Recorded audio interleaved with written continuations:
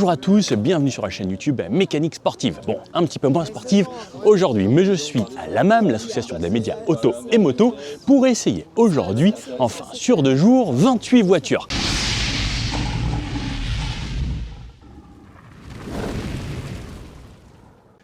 Allez, changement de voiture, c'est parti pour la MG4 Urban Luxury après cette Nissan Qashqai. Alors je compte plus les épisodes, j'ai eu peur parce que j'ai pas mis le frein à main, je m'étais mis en parking. Donc ça bouge un petit peu, le Q3 par là, la MG là-bas, on referme ça, hop là, voilà, ouverture. N'oublie pas que sur ce Qashqai c'est comme ça et on va aller voir la MG qui est une voiture vraiment pas mal pour son prix, sûrement un des meilleurs rapports qualité-prix de nos jours que j'ai essayé il y a quelques semaines, même pas, il y a quelques jours. Hop là, je reprends tout ça, on referme ce grand coffre ici, hop là, et c'est reparti pour la vadrouille. Allez, amuse-toi bien avec le Qashqai. Tu verras, c'est très confortable. Hop là, de ce côté-là, la MG4 EV Urban dans sa version la plus équipée. Il y a la version entrée de gamme à 19 990 €, puisque MG fait toujours 5 000 € de réduction sur ces trucs.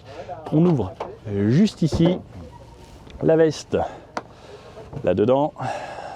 Truc à caméra ici, grand coffre assez spacieux, banquette en 2 tiers, 1 tiers, fixation top taser isofix sur les 2 sièges à l'arrière, des petits filets tout de même. Hop là, et à quoi ça ressemble vu d'ici. Petite caméra de recul là, un diffuseur assez simple et cool. Je vais peut-être mettre l'écharpe ici parce que je n'en ai pas besoin. Il fait plutôt bon aujourd'hui au final. Hop là, donc le look avec des éléments repris un peu de la Cyberster là, avec ça, les flèches maintenant qui indiquent un peu le côté, mais en même temps le côté anglais.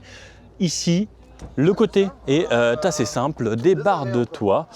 Des jantes qui sont plutôt stylées sur cette version la plus haut de gamme, qui sont 17 pouces, sinon c'est de l'entrée de gamme en 16 pouces et des enjoliveurs. C'est une voiture 100% électrique. Cette fois-ci, la trappe de recharge ici, quelque chose d'assez simple. On peut voir qu'on a quand même un pack de caméra 360, des vitres arrière surteintées, ce qui est plutôt pas mal équipé.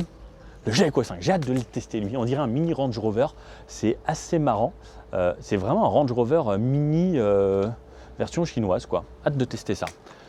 La couleur là ici, le gris bleuté est plutôt pas mal, j'aime bien l'avant, pareil repris du Cyberster cette partie avant sur le bas. On reconnaît les versions les plus haut de gamme grâce à la caméra 360 qui est positionnée à l'avant et ses jantes principalement de l'extérieur, sinon les autres sont tout pareil et la seule option qu'il y a sur cette voiture, c'est soit le choix du pack confort ou luxe, soit les couleurs. Donc ça c'est plutôt pas mal. Au niveau des places arrière, qu'est-ce que ça donne?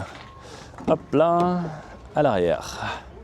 Alors portière quasiment tout en plastique, sauf ça ici qui est un petit peu moussé. Là c'est un petit peu texturé. Des bacs de porte. Sono, il y a 6 haut-parleurs dans les versions les plus haut de gamme, 4 haut-parleurs dans les versions standard. Les sièges sont plutôt cool ici, il y a de la place, plancher plat. Alors par contre c'est hyper généreux, regardez même moi qui suis en béquille, ici, regardez, c'est très spacieux, c'est bien. Et puis l'avant en vrai est plutôt pas mal, vous voyez là avec ma caméra et ma tête, je suis obligé de faire ça. Chargeur par induction dans cette version plus haut de gamme, le volant de MG et ce nouvel intérieur ici qui est quand même plutôt chouette. Hop là. Allez, on va passer à l'avant. Hop. Hop là. Tiens, Raphaël, qu'est-ce que tu disais qui faisait mal au popotin au niveau des sièges? Moi, j'ai la ceinture. À la boucle de ceinture, à droite. Ouais. À droite. Et franchement, il y a une boule à côté. Ok. Mais toi, je pense que tu n'as pas un gros cul. Mais tu vois, il y a ça. Ah, je vois, ok. Et ça me rentrait là. Ouais, dans la hanche. Tout le toit. Ok. Et j'ai fini par conduire de biais, de manière à ce que ça soit au niveau de la cuisse et que ça me. Mais vraiment, moi, je vais tester ça. Il faut dire que moi, j'ai un gros cul. J'ai pris du poids et clairement, là, je le sens bien. Et pareil, sur le siège, je sens bien, c'est à détruire. Enfin... Par contre, tu as des pattes courtes, toi. Alors, ah oui, mais oui, j'ai siège électrique. bon, on verra. Ouais. Mais oui, sinon je reculerai les autres à chaque fois. Ok, non mais non, là Non, parce que je c'est peux pas vrai le baisser. Je sais plus l'année dernière, je sais plus qui j'avais derrière moi. Et à chaque fois, je reculais le siège parce Ok. qu'il était assez... Alors fais voir, je teste ça parce que moi je l'avais pas remarqué. Alors tu vois, moi ouais, je suis pas très large, Ouais, mais non, effectivement je sens que ah oui tu sens vite sur la ça. boule, voilà. Ah ouais, si t'es un petit peu plus enrobé d'ici là, je pense que ouais ça peut être gênant. Et, Parce qu'en fait c'est pas mis dans le siège. Le siège est pas large. Hein. Et c'est Ouais. vraiment pensé pour les Chinois, je pense. Hein. Là, c'est... Moi je suis pas chinois mais C'est pas dans les springs. Je crois que c'est dans la spring aussi, c'est comme ouais, ça. ok. Après tu vois il remonte quand même un Ouais, petit peu sur les côtés. C'est ça. Et je trouve que c'est pas... Bon. Ok, bah si vous faites, je sais pas, un point un petit peu trop épais, bah ce sera peut-être un petit peu gênant, peut-être une petite mousse ici à prévoir. Mais en fait, souvent les ceintures sont mises un peu plus basses ou plus hautes justement pour pas que ça gêne. Et c'est vrai que j'avais pas du tout pensé à ça. Merci en tout cas pour ce tips Voilà. et ce Pour petit ceux qui truc. ont des grosses fesses, c'est pas le modèle. Portière plastique ici à l'avant. Merci Raphaël. Raphaël qui bosse pour Numérama et Frandoid, qui fait pas mal d'articles et tout. Hyper intéressant. C'est sûrement une des meilleures journalistes et celle qui n'a pas peur de dire vraiment les trucs dans ses articles. Donc je trouve ça vraiment cool. Et Raphaël, moi je l'adore. Elle est vraiment super. Si vous l'avez déjà vu peut-être sur internet, elle fait des articles. Raphaël Beau, vraiment super collègue. Ça j'aime bien. Plastique ici. Bon voilà. N'oublions pas que c'est une voiture qui ne vaut vraiment pas cher. Tes bonbons? Ah non, ta bouteille d'eau. C'est toi qui as mangé tous les bonbons, j'en suis sûr. Hein. Oh là là. Ici, donc, pour démarrer cette voiture, c'est juste pied sur le frein, volant réglable en hauteur et en profondeur ici. Je vous baisse un petit peu le son. Là, grand écran ici, c'est plutôt pas mal. Grand rétroviseur ici. Hop, jour-nuit à basculer soi-même. Beaucoup d'espace. Ici, c'est un petit peu moussé. Là, c'est du plastique standard. Oh, papa, ils sont partis. Bougez pas. Ah oui, là, comme chez Mercedes, ici. Et hop, drive. Donc cette voiture, je l'ai essayée là il y a quelques jours. Moi, j'avais bien aimé parce que voiture vraiment accessible. Il y a toutes les options. Il y a la conduite de niveau 2, etc. Caméra 360 pour un prix vraiment défiant toute concurrence chez nous en France pour une voiture électrique. C'est top. Au niveau de l'autonomie, regardez, il reste 80% et 332 km. Alors on roule un petit peu fort là depuis ce matin. Il y a le auto-hold, il y a tout pour moins de 25 000 € pour une voiture électrique. Qui est vraiment pas mal. Oh, le frein freine fort parce que je crois qu'on est en one pédale. Si je ne dis pas de bêtises, est-ce que je suis en one pédale? Je suis en one pédale. Ok, c'est pour ça. Donc si one pédale plus frein, ça va vraiment aller freiner fort. Qu'est-ce que je peux vous dire sur cette voiture? Chargeur par induction, comme je disais, pas mal de rangement ici en dessous. Là, également du rangement. Les sièges qui sont plutôt cool. Oup, allez, hop, on va accélérer ici pour ne pas perdre les collègues. Hop là, une petite Twingo qui s'insère entre nous. Ouais, parce que j'ai pas le GPS moi. Ils sont passés où? Ils sont là-bas, avec le faux Range Rover. Hop. Alors, la suspension est plutôt typée confort sur cette voiture. La direction est assez légère. Moi, j'avais bien aimé. En fait, pour le prix, je trouve que vraiment, il n'y a quasiment pas mieux pour le moment. Et les Chinois sont très forts justement là-dedans. Le confort, le silence. Il y a juste à haute vitesse où on entend quand même pas mal les bruits du vent. Parce que bah oui, il faut forcément faire quelques petites économies par-ci par-là. Ouh, le petit stop glissé. Hop, il n'y a personne. Les accélérations sont assez franches. Contrairement aux autres MG et la MG4 standard, cette fois-ci, ce n'est plus une architecture propulsion, c'est une architecture traction. Qu'est-ce qu'il fait ce jeune fou là avec sa Twingo? Donc traction sur cette voiture, ce qui fait au final réellement la différence. C'est plutôt agréable. Alors les béquilles, je vais les mettre bien là sur le côté, qu'elles ne bougent pas. Rétrovision correcte, pack de caméra 360 comme je disais. Hop, on tourne à gauche ici. Hop là. La direction est plutôt bien. C'est fluide, c'est soft, il y a un bon dosage de la pédale. C'est une auto confort. Les sièges, moi je les trouve plutôt bien pour mon gabarit. Après, intéressant d'avoir le retour de Raphaël justement pour les gens qui sont un peu plus larges ici au niveau de la ceinture. La visibilité est bonne, j'aime bien le design.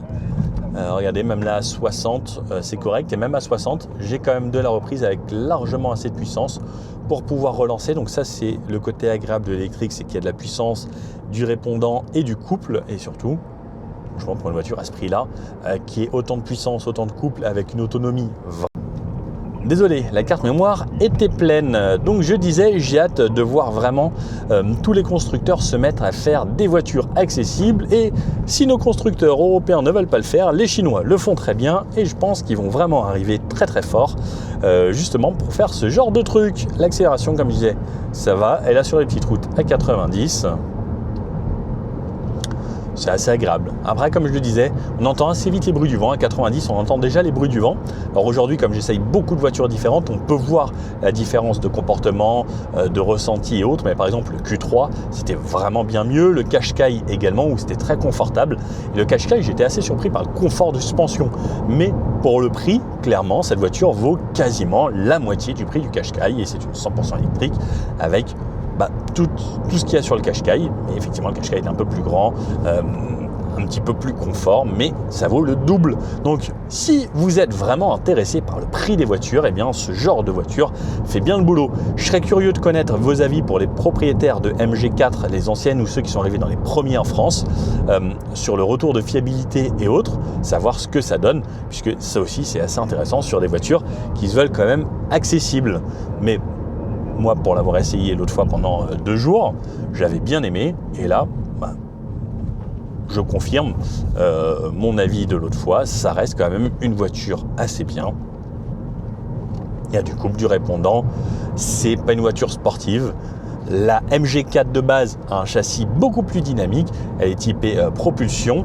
Bon, là, il a écouté ce que je dis parce que quand je dis MG, regardez, il y a l'affichage qui s'affiche ici pour essayer de retranscrire ce que je dis, parce qu'il y a la commande vocale qui s'est activée comme quasiment toutes les voitures, mais je vais désactiver, ou sinon on peut appuyer sur le bouton commande vocale. On a les aides à conduite, conduite de niveau 2, auto-hold, etc. C'est vraiment pas mal. Alors c'est pas ce qui se fait de mieux pour l'avoir vraiment essayé, celle-ci sur les aides à la conduite,